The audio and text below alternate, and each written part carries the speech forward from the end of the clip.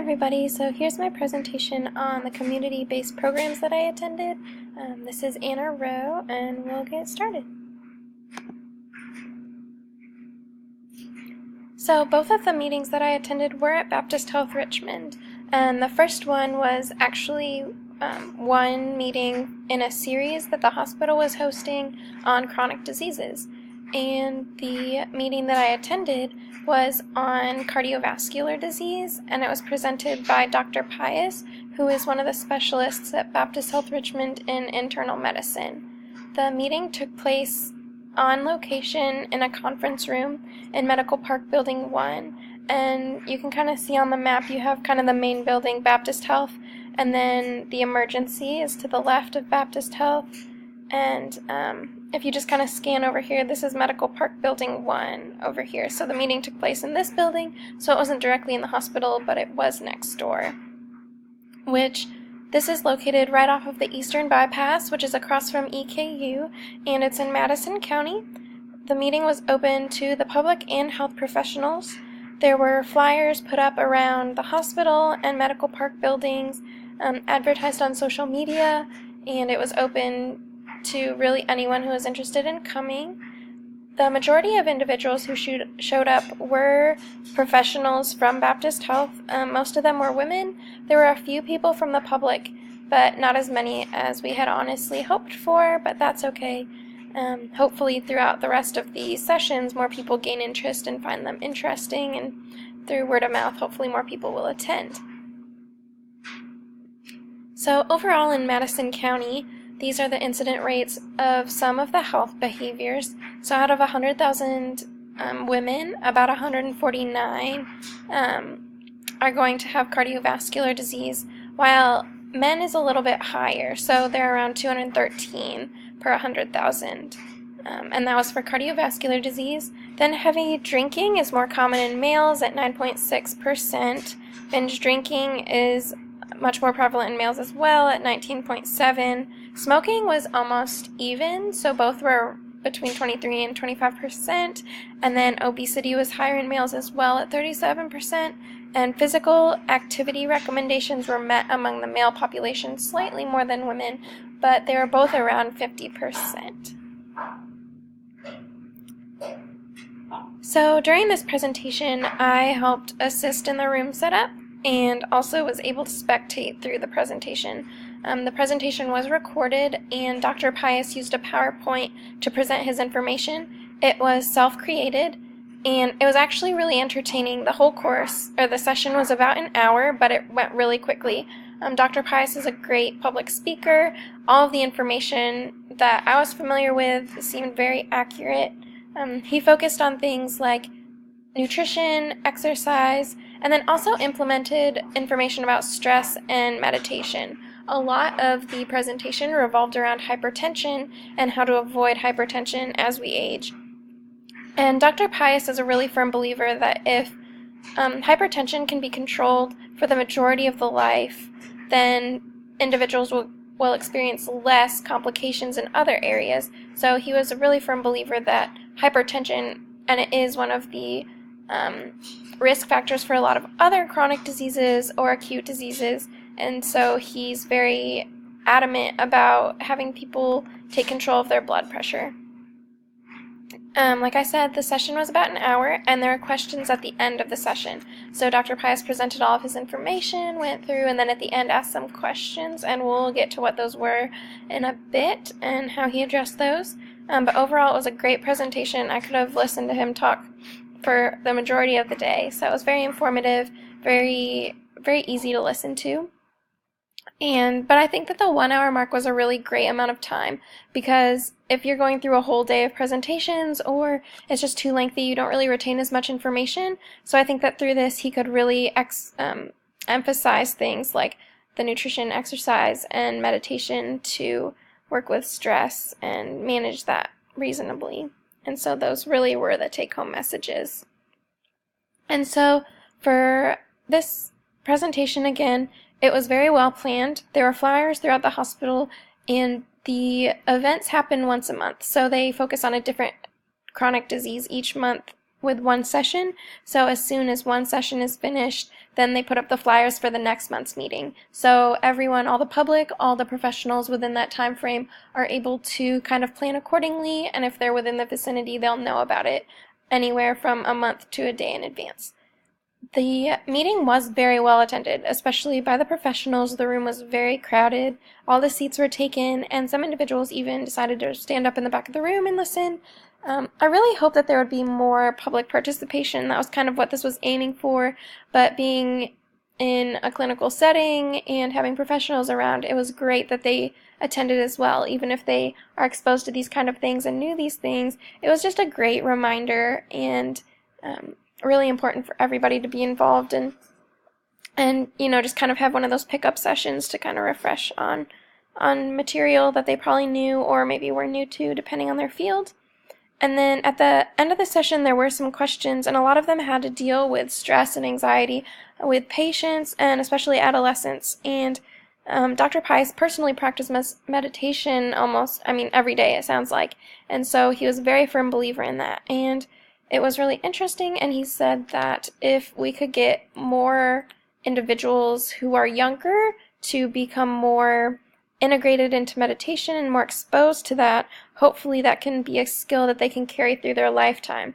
And if we start people young with learning how to manage their stress and just kind of taking a minute to focus or just relax from whatever's going on, that can really help increase the health of individuals overall. So Dr. Pius really recommended maybe even implementing something with a hospital, trying to advocate for more stress relief options.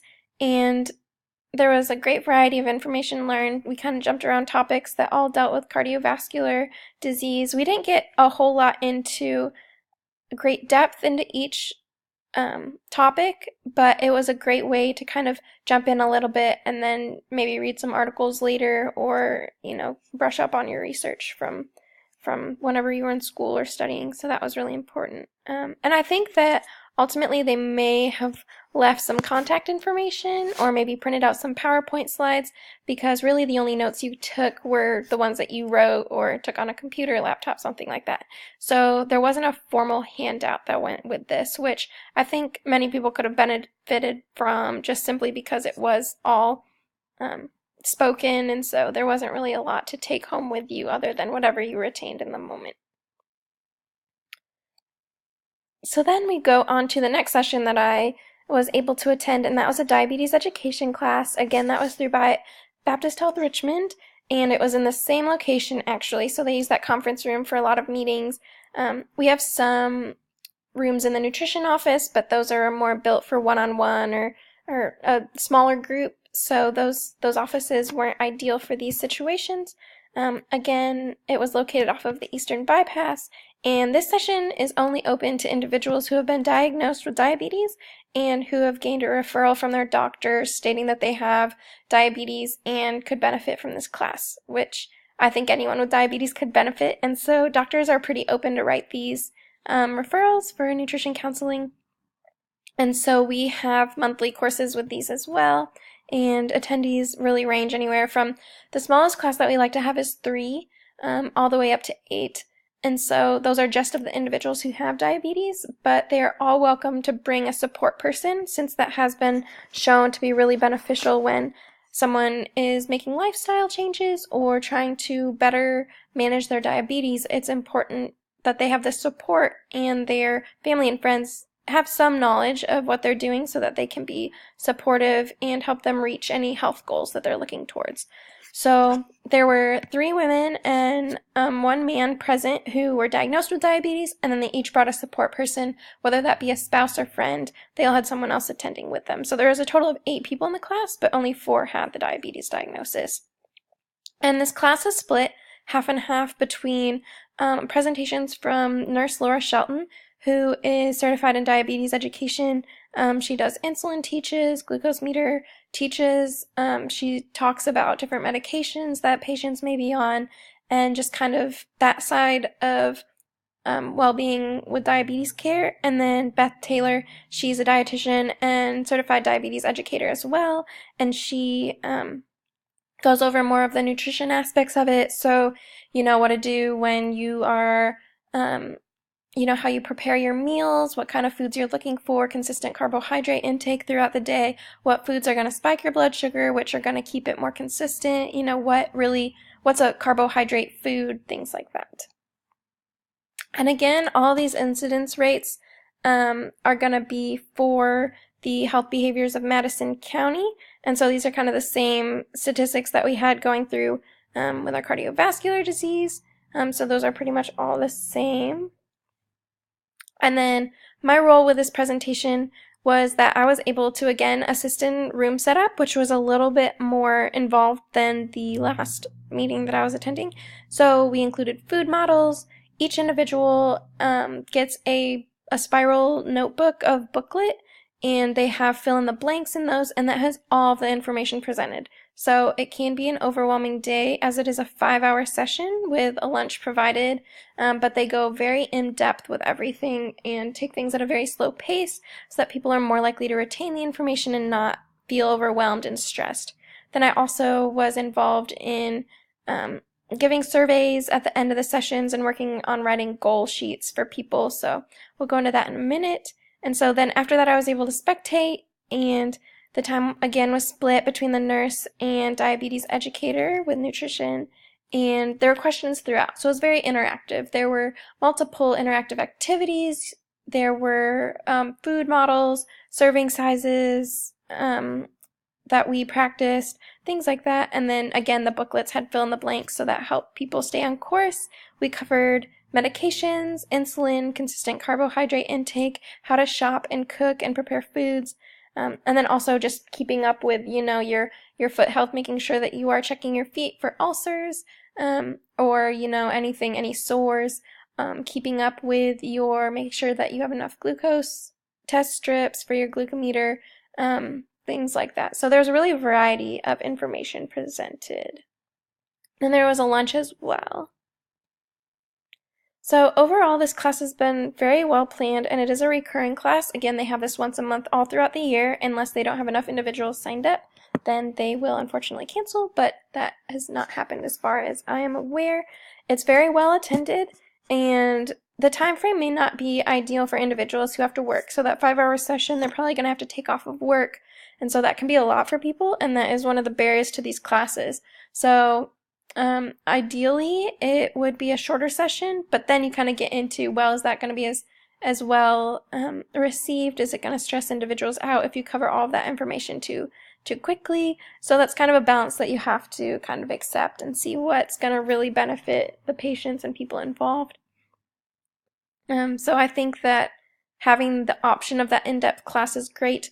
And then if individuals can't attend that long session, then they do offer a 1-hour one-on-one counseling session, so it's not going to go as in-depth, but that's something where at least they can keep up with maybe follow-up appointments after that, so that they may get all that information just at different time intervals.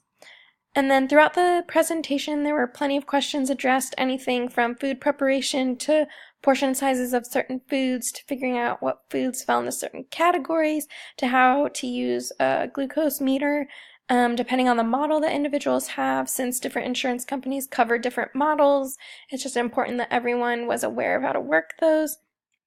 And then there were some questions about insulin, and this group specifically didn't have too much going on with insulin, but there were questions on, when would I need that? Do you think I would need that? Insulin is kind of one of the things with diabetes care that people are kind of more leery of, just because, those can be injections, and that's just not something that everyone's looking forward to. So that can be kind of a pressure point for some individuals, but overall it went really well, and we found that everybody seemed to enjoy it and benefit from it.